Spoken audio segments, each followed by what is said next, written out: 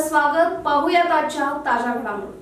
राज्यातील सत्ताधारी काँग्रेस सरकारने विकास कामांसह रखडलेल्या पाणीपुरवठा योजनाही पूर्ण करण्याचा निर्धार केला असून चिकोडी अतनी रायबाग तालुक्यातील जनतेसाठी वरदान ठरणाऱ्या चिकोडी जिल्ह्याच्या घोषणेसाठी मुख्यमंत्री सिद्धरामय्या यांच्या नेतृत्वाखाली सरकार कटिबद्ध आहे, असे प्रतिपादन उपमुख्यमंत्री व जलसंपन्न मूलमंत्री डी.के. शिवकुमार यांनी केले. येडूर तालुका चिकोडी येथील श्री वीरभद्र देवस्थान काडसिद्धेश्वर संस्थान मठात आयोजित महाकुंभ अभिषेक, लक्ष दीपोत्सव, राजगोपुर लोकार्पण, कृष्णा आरती व यात्री निवास उद्घाटन कार्यक्रमात ते बोलत होते. यावेळी श्रीशैल काशी व उज्जैन पीठाचे जगद्गुरू तसेच काशी पीठाचे नूतन जगद्गुरू डॉक्टर मल्लिकार्जुन विश्व आराध्य शिवाचार्य स्वामीजी यांचे सानिध्य लाभले. यावेळी पद्मश्री डॉक्टर प्रभाकर कोरे, आमदार प्रकाश हुक्केरी, आमदार गणेश हुक्केरी, मल्लिकार्जुन कोरे आदी मान्यवर उपस्थित होते. धर्म आणि समाज एकत्र ठेवण्यासाठी पंचपीठाधीशांनी पुढाकार घ्यावा, तसेच युवकांना धर्म व अध्यात्माकडे वळवण्यासाठी मठाधीशांनी शिक्षण, दासोह व प्रवचनाच्या माध्यमातून जनजागृती करावी, समाजजागृती करावी, असेही उपमुख्यमंत्री शिवकुमार यांनी सांगितले. कार्यक्रमात आमदार प्रकाश हुक्केरी यांच्या वाढदिवसानिमित्त उपमुख्यमंत्री डी.के. शिवकुमार यांच्या हस्ते त्यांचा नागरी सत्कार करण्यात आला. कार्यक्रमात विविध मठाधीश, सहकारी संस्थेचे पदाधिकारी व भाविक मोठ्या संख्येने उपस्थित होते. SB ನ್ಯೂಸ್साठी ಇಂಗಳಿಹುಂಡ್ ರಾಜು ಕೋಡಿ. ಈ ಕಟ್ಟಡವನ್ನು ಭವ್ಯವಾದಂತ ಸಮುದಾಯ ಭವನ ಕೂಡ ಇವತ್ತು ಲೋಕಾರ್ಪಣೆ ಆಗ್ತಾ ಇದೆ. ವೀರಭದ್ರ ಸ್ವಾಮಿಗಳಿಗೆ ಅವರು ಏನು ನಮಗೆ ರಕ್ಷಕರಾಗಿ ಇವತ್ತು ನಿಂತಿದ್ದಾರೆ, ಅವರಿಗೆ ನಮನವನ್ನು ಸಲ್ಲಿಸಲಿಕ್ಕೆ ನಾವೆಲ್ಲ ಇವತ್ತು ಇಲ್ಲಿದ್ದೇವೆ. ಆದ್ರಿಂದ ಇವತ್ತು ನಮ್ಮ ಪಂಚಪೀಠದ ಧರ್ಮಶ್ರೀಗಳು ಇಡೀ ದೇಶದಲ್ಲೇ ಒಂದು ಇತಿಹಾಸವನ್ನ ಎಲ್ಲ ಉಜ್ಜಿನಿ ಇರ್ಬೋದು, ರಂಭಾಪುರಿ ಇರ್ಬೋದು, ನಮ್ಮ ಕಾಶಿ ಇರ್ಬೋದು, ಶ್ರೀಶೈಲ ಇರ್ಬೋದು, ಇವೆಲ್ಲ ಕೂಡ 5 ಪೀಠಗಳು ಇಡೀ ದೇಶಕ್ಕೆ ಒಂದು ದೊಡ್ಡ ಶಕ್ತಿಯನ್ನ ಕೊಟ್ಟು ಮಾರ್ಗದರ್ಶನವನ್ನು ಕೊಟ್ಟು ನಾವೆಲ್ಲ ನೆಮ್ಮದಿಯಾಗಿ ಬದುಕಲಿಕ್ಕೆ ಮಾರ್ಗದರ್ಶನವನ್ನು ಕೊಡ್ತಾ ಇದ್ದಾರೆ. ಇದನ್ನ ಉಳಿಸ್ಕೊಂಡು ಹೋಗ್ಬೇಕು. ನಮ್ಮ ಹಿರಿಯರು ಹೇಳಿದ್ದಾರೆ, ಮನೆ ಊಟ ವಿಚಾರೋ ಮಠ ವಿಚಾರ ಅಂತೇಳಿ. ಹಾಗೆ ನಮ್ಮ ಮಠಗಳನ್ನ, ಪೀಠಗಳನ್ನ, ನಮ್ಮ ಸಂಸ್ಥೆಗಳನ್ನ ಏನು ಭಗವಂತ ನಿಮಗೆ ಎಷ್ಟು ಬೇಕಾದ್ರೂ ಸಂಪಾದನೆ ಮಾಡುವಂತ ಶಕ್ತಿ ಕೊಡ್ತಾನೆ, ಆದರೆ ಮಾನಸಿಕವಾಗಿ ನೆಮ್ಮದಿ, ಧೈರ್ಯ, ಆತ್ಮಶಕ್ತಿಯನ್ನ ಕೊಡಲಿಕ್ಕೆ ಇಂಥ ಪೀಠಗಳಿಂದ ಆಶೀರ್ವಾದ, ರಕ್ಷಣೆ, ಇಂಥ ಧರ್ಮಗುರುಗಳಿಂದ ಮಾರ್ಗದರ್ಶನ ಈ ಸಮಾಜಕ್ಕೆ ಬಹಳ ಅವಶ್ಯಕತೆ ಇದೆ. ಅದಕ್ಕೆಲ್ಲ ನಾವು ನೀವೆಲ್ಲ ಪ್ರೋತ್ಸಾಹವನ್ನು ಕೊಡಬೇಕಾದ್ದು ನಮ್ಮೆಲ್ಲರ ಕರ್ತವ್ಯ. ನಾನು ಯಾವಾಗ ಹೇಳ್ತಾ ಇದ್ದೇನೆ, ರಾಜಕಾರಣದಲ್ಲಿ ಧರ್ಮ ಇರಬೇಕೆ ಹೊರತು ಧರ್ಮದಲ್ಲಿ ರಾಜಕಾರಣ ಇರಬಾರ್ದು ಅನ್ನೋ ಮಾತನ್ನು ಹೇಳ್ತಾ ಇದ್ದೇನೆ. ಈ ಭಾಗದ ಗಣ್ಯರ ನಾಯಕ, ನಮ್ಮೆಲ್ಲರಿಗೂ ಹಿರಿಯರು, ಪೂಜ್ಯ ಜಗದ್ಗುರುಗಳಿಂದ ಈಗ ವಿಕಾಸ ರತ್ನ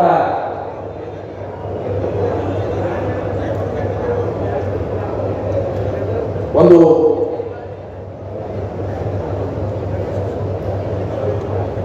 ಟೈಟಲ್ ಪಡೆದುಕೊಂಡಿರುವಂತಹ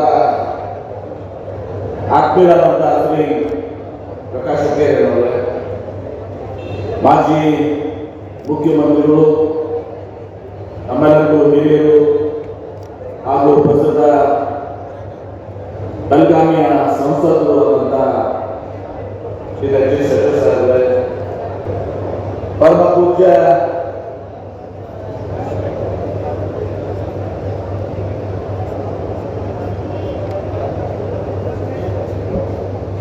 ಶ್ರೀಶೈಲ ಪರಮ ಪೂಜ್ಯ ಡಾಕ್ಟರ್ ಚನ್ನಸಿದ್ದರಾಮ ಪಂಡಿತಾರಾಧ್ಯ ಶಿವಾಚಾರ್ಯ ಮಹಾಸ್ವಾಮೀಜಿಯವರು ಹೇಳಿದ ಹಾಗೆ ಅಂದು ಐತಿಹಾಸಿಕವಾಗಿ ಇಲ್ಲಿ ಯುದ್ಧ ಪ್ರಾರಂಭವಾಯಿತು ಮತ್ತು ಸಮಾರಂಭ ಆಯಿತು. ಇಲ್ಲಿ ಒಂದು ಶಾಂತಿಯನ್ನ ಕೂಡ ನೆಲೆಸಿರುವಂತಹದ್ದು. ಅದ್ರ ಜೊತೆಗೆ ಕಾಡಸಿದ್ದೇಶ್ವರದ ಒಂದು ಮಠನೂ ಕೂಡ ಇಲ್ಲಿ ಅಲ್ಲಿಯ ಪೂಜ್ಯ ಶ್ರೀಗಳ ಒಂದು ದಿವ್ಯ ಪವಾಡ ಕ್ಷೇತ್ರವನ್ನು ಕೂಡ ಇದೆ.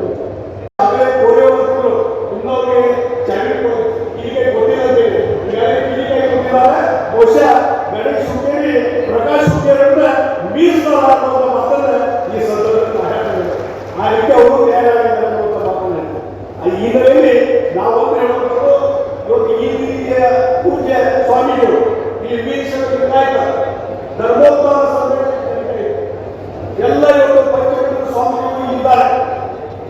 ಹಿಂದೆನೂ ಸಹಿತ ವೀಕ್ಷಕ ವಿನಾಯಕ ಪ್ರತ್ಯೇಕ ಬಂದಾಗ ಇವತ್ತು ಎಲ್ಲ ಪಂಚಮೀಠ ಜಗತ್ತು ನಮ್ಮ ರಮಾಪುರಿ ಸ್ವಾಮೀಜಿಯವರು ಎಲ್ಲರೂ ಕೂಡಿ ಒಗ್ಗಟ್ಟಿನ ಮತವಾದ ಹೇಳು ವೀಕ್ಷಕ ವಿನಾಯಕ ಒಂದೇ ಬೇರೆ ಬೇರೆ ಅಲ್ಲ, ಪ್ರತ್ಯೇಕ ಪ್ರಶ್ನೆ ಇಲ್ಲ, ಎರಡು ಒಂದೇ ಅನ್ನೋದಕ್ಕೆ ಹೇಳಿದವರು ಪೂಜ್ಯ ಪಂಚಮೀಠ ಸ್ವಾಮೀಜಿ. ಅದರಿಂದ ಇವರು ಸಮಾಜ ಬೆಳೆದು ಹೋಗಲೇ ಒಗ್ಗಟ್ಟಾಗಿ ಇವರು ದುಡಿಲಿಕ್ಕಾದ್ರೆ ಈ ಎಲ್ಲ ಜಗತ್ತು ಬರುವಂತ ಮಾತನ್ನು ಸಂದರ್ಭ ಹೇಳಿದೆ. ಅದನ್ನು ಆ ಪರಂಪರೆಯನ್ನು ಮುಂದುವರಿಸಬೇಕಾಗಿದೆ.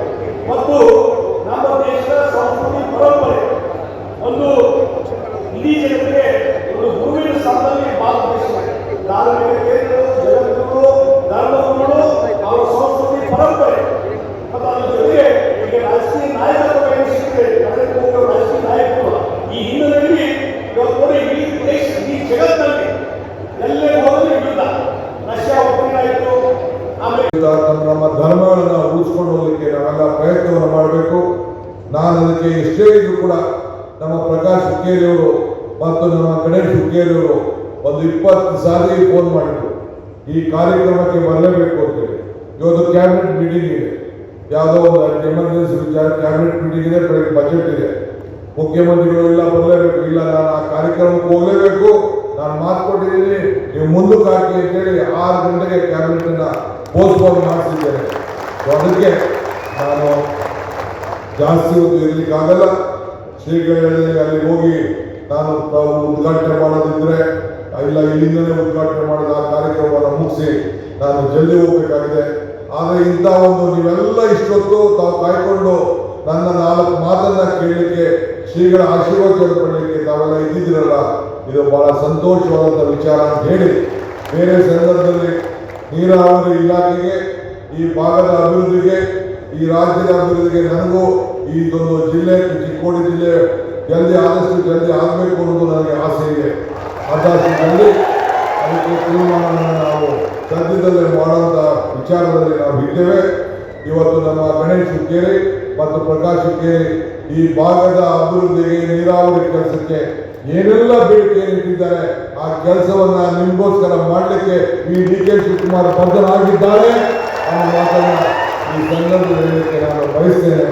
ಏಕೆಂದರೆ ಅವರು ಈ ರೈತರಿಗೆ ಸಂಬಳ ಇಲ್ಲ, ರೈತರಿಗೆ ಪ್ರಮೋಷನ್ ಇಲ್ಲ, ರೈತರಿಗೆ ಪೆನ್ಷನ್ ಇಲ್ಲ, ರೈತರಿಗೆ ಲಂಚ ಇಲ್ಲ, ಸೊ ಆ ರೈತರಿಗೆ ರಿಟೈರ್ಮೆಂಟ್ ಇಲ್ಲ. ಆದರೂ ಕೂಡ ಇವತ್ತು ನಾವೆಲ್ಲ ಸೇರಿ ಆ ರೈತನ ಬದುಕಿಗೋಸ್ಕರ ನಾವು ಮಾಡ್ಕೊಂಡು ನಾವು ಬರ್ತಾ ಇದ್ದೀವಿ. ಇಲ್ಲಿ ಬಹಳ ಎಲ್ಲ ನಾಯಕರು, ನಮ್ಮ ಜಿಲ್ಲಾ ಕಾಂಗ್ರೆಸ್ ಅಧ್ಯಕ್ಷರು, ನಮ್ಮ ಮುನ್ನಾಳವರು, ಇನ್ನು ಅನೇಕ ಮುಖಂಡಗಳೆಲ್ಲ ಬಂದು, ಕಾಕಾ ಪಾಟೀಲ್ ಮಕ್ಕಳು ಮತ್ತು ಇನ್ನು ನಮ್ಮ ಕೋರೆಯವರ ಬ್ರದರ್ ಫ್ಯಾಕ್ಟರಿ ಅಧ್ಯಕ್ಷರು ಅವರೆಲ್ಲ ಕೂಡ ಈ ಕಾರ್ಯಕ್ರಮದಲ್ಲಿ ಪಾಲ್ಗೊಂಡು ಶ್ರೀಗಳ ಮಾರ್ಗದರ್ಶನದಲ್ಲಿ ಇಂಥ ಕೆಲಸವನ್ನು ಮಾಡ್ಕೊಂಡು ಬರ್ತಾ ಇದ್ದಾರೆ.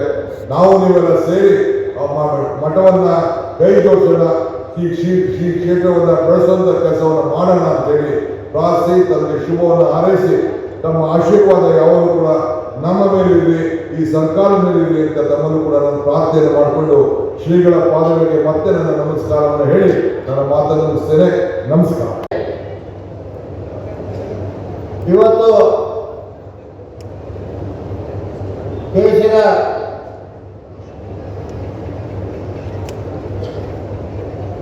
ದೇಶದ ರಾಜ ಗೋಪುರವನ್ನು ಉದ್ಘಾಟನೆಯನ್ನು ಮಾಡಿದಂಥ ಗಣತಂತ್ರ ಉಪರಾಷ್ಟ್ರಪತಿಗಳಾದ ರಾಧಾಕೃಷ್ಣರವರು ಮತ್ತು ಅಧ್ಯಕ್ಷಸ್ಥಾನ ವಹಿಸಿದಂಥ ರಾಜ್ಯಪಾಲರ ದೇವಚಂದ್ರ ತೋಟ ಅವರು ಸುಮಾರು 9 ಗಂಟೆಗೆ ಆಗಮಿಸಿ ಒಂದು ಬೃಹತ್ ಶ್ರೀಗಳ ಒಂದು ನೇತೃತ್ವದಲ್ಲಿ ಒಂದು ಬೃಹತ್ ಕಾರ್ಯಕ್ರಮ ಮಾಡಿದ ನಂತರ ಇಲ್ಲಿಯವರೆಗೆ ತಾವೆಲ್ಲರೂ ಉಪಮುಖ್ಯಮಂತ್ರಿಗಳ ಡಿ ಕೆ ಶಿವಕುಮಾರ್ ಅವರ ಆಗಮನವನ್ನು ಇಲ್ಲಿವರೆಗೆ ತಾವೆಲ್ಲರೂ ಕಾಯ್ತಾ ಇದ್ದೀರಿ. ಡಿ ಕೆ ಶಿವಕುಮಾರ್ ಅವರ ಹಿತವಚನಗಳನ್ನು ಕೇಳಲಿಕ್ಕೆ ತಾವೆಲ್ಲರೂ ನಾನು ಹೆಚ್ಚಿಗೆ ಮಾತಾಡಿದ ಈ ರಾಜ್ಯದ ಒಬ್ಬ ಉಪಮುಖ್ಯಮಂತ್ರಿ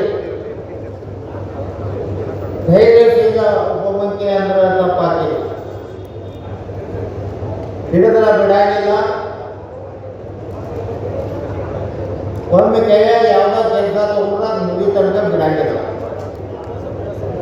ಇವತ್ತು ಉದಾಹರಣೆ ಹೇಳ್ಬೇಕಂದ್ರೆ ಈ 32 ಕೋಟಿ ರೂಪಾಯಿಗಳನ್ನ ಕೃಷ್ಣಾ ನದಿ ದಂಡೆ ಮೇಲೆ ಬ್ರಿಡ್ಜ್ ಕಮ್ ಬ್ಯಾರೇಜ್ ಅನ್ನ ಒಂದು ವರ್ಷ ಈಗ ನಿರ್ಮಾಣ ಮಾಡಿಕೊಟ್ಟಿದ್ದಾರೆ ಅಂತ ಹೇಳಿಕೆ ತುಂಬಾ ಸಂತೋಷ ಆಗ್ತದೆ. ಅದೇ ಪ್ರಕಾರ ಇವತ್ತ ಹೆಚ್ಚಿನ ಹಣವನ್ನ ಈ ರೈತರಿಗೆ ಹೋಗಲಿಕ್ಕೆ ದಾರಿ ಯಾರು ಮಾಡಿಕೊಟ್ಟಿದ್ದಾರಪ್ಪ ಅಂತಂದ್ರೆ ನಮ್ಮ ಉಪಮುಖ್ಯಮಂತ್ರಿಗಳ ನೇತೃತ್ವ ತಪ್ಪಾಗಿದೆ. ಇಂಥ ಸಾಕಷ್ಟು ವಿಚಾರಗಳನ್ನ ಅನುದಾನವನ್ನ ಈ ಕ್ಷೇತ್ರಕ್ಕೆ ಕೊಟ್ಟು ಈ ಕ್ಷೇತ್ರವನ್ನು ಅಭಿವೃದ್ಧಿ ಮಾಡಲಿಕ್ಕೆ ತುಂಬಾ ಸಹಕಾರ ಮಾಡಿದ್ದಾರೆ ಅಂತ ಹೇಳಿದ್ರೆ ಇದು ತಪ್ಪಾಗಿಲ್ಲ. ಅದು ಒಂದು ಕಡೆ ಮಾತು ಹೇಳ್ತೀನಿ. ಈಗಾಗಲೇ ಶ್ರೀಗಳು ಕೆಲವರು ಶ್ರೀಗಳು ಹೇಳ್ತಾ ಇದ್ರು,